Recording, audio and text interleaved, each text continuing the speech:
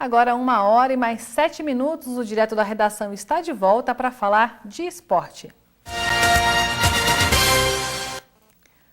E falando de esporte, eu recebo aqui comigo hoje Rafael Perobon. Boa tarde, Rafael. Boa tarde, Poliana. Boa tarde a todos os telespectadores. Tudo bem? Tudo. Como é que foi o final de semana esportivo? Nossa senhora, foi movimentado. Um fim de semana com muitas atrações, né? A gente tem Campeonato Brasileiro pegando fogo, né? Encerramento do primeiro turno. Tem o Campeonato Brasileiro da Série B também. E as notícias regionais, que é com que a gente começa a parte de esportes aqui do programa, né? Vamos começar então falando de basquete. Rio Claro não se deu bem jogando em casa dessa vez. Não se deu bem mais uma vez, né? Rio Claro perde, depois de uma sequência de 3 jogos com vitórias em casa, o time jogou contra o vice-líder São José no Felipe Caram e não fez frente para os adversários, né? Para o time visitante. A gente tem algumas imagens aí desse jogo, né? Feitas pelo Cláudio Biscoito, então vamos ver essas imagens e pela primeira rodada do retorno.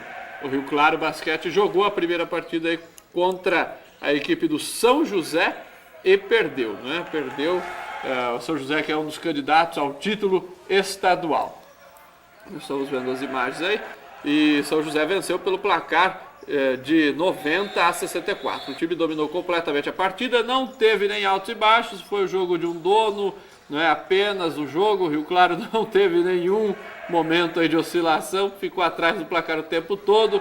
Esteve também desfalcado pelo armador norte-americano Brandon Brown, que segue se recuperando do estiramento da coxa esquerda. O ala pivô Vinícius do Rio Claro e também o pivô Nelson do São José foram os cestinhas da partida com 18 pontos cada um. Rio Claro volta a jogar nesta quinta-feira às 8 da noite contra a Liga Sorocabana fora de casa. Aí é torcer então para que a equipe volte a ter um bom desempenho, né, Rafael? Pois é, depois de mais...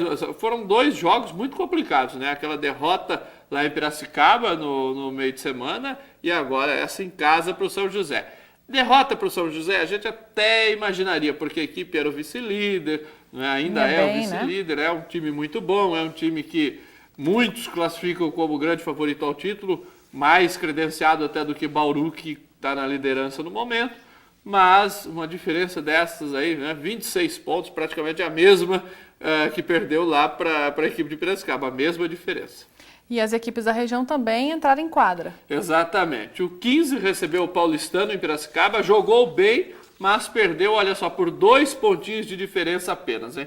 O 15 até ficou à frente em vários momentos, mas não conseguiu segurar o time lá da capital, que venceu por 76-74. Olha só que apertadíssimo, né? Apertadíssimo. Uma pena aí para o 15, que poderia conquistar a sua segunda vitória seguida. O cestinha desse jogo foi o lateral Gilson de Jesus, que marcou 24 pontos, ele que é do 15 de Piracicaba. Próximo confronto do 15 será quinta-feira também, às 8 da noite, lá em São Paulo.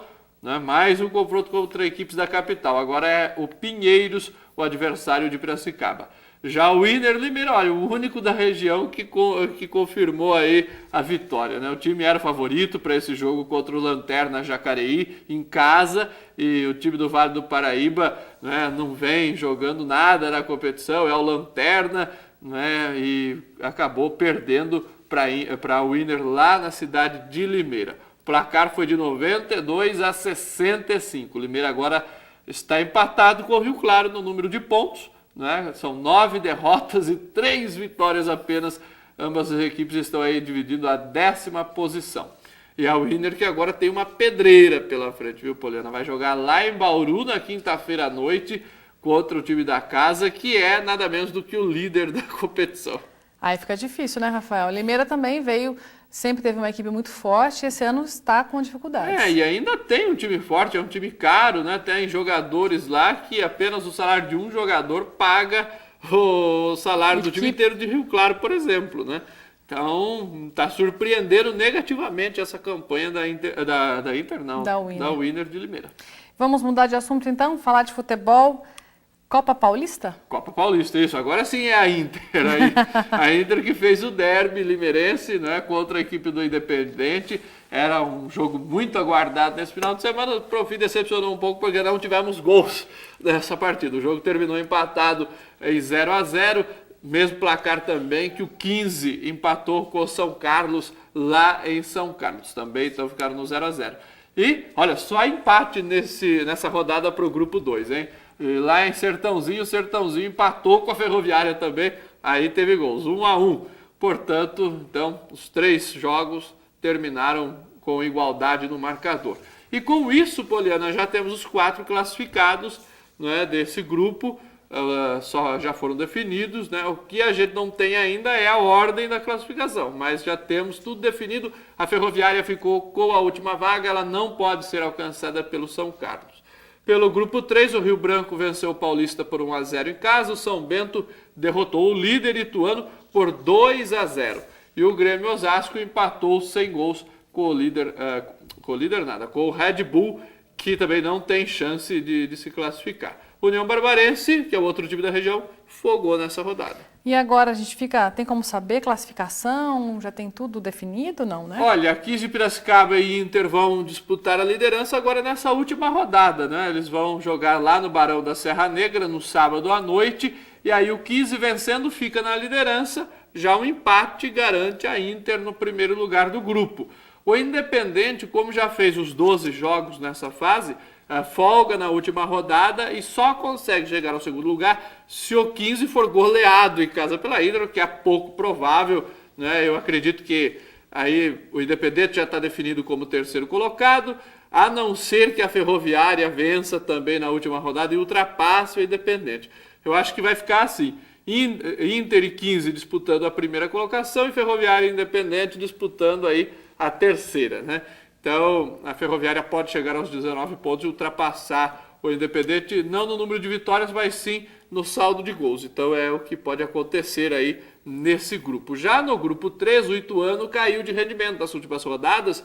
O Ituano que vinha disparado lá com 6, 7 pontos de vantagem, agora ele foi alcançado pelo São Bento e também pelo Rio Branco. Todos têm 22 pontos e vão disputar as primeiras posições também nessa rodada do próximo final de semana. O Grêmio Osasco, isso já está definido, é o 4º colocado.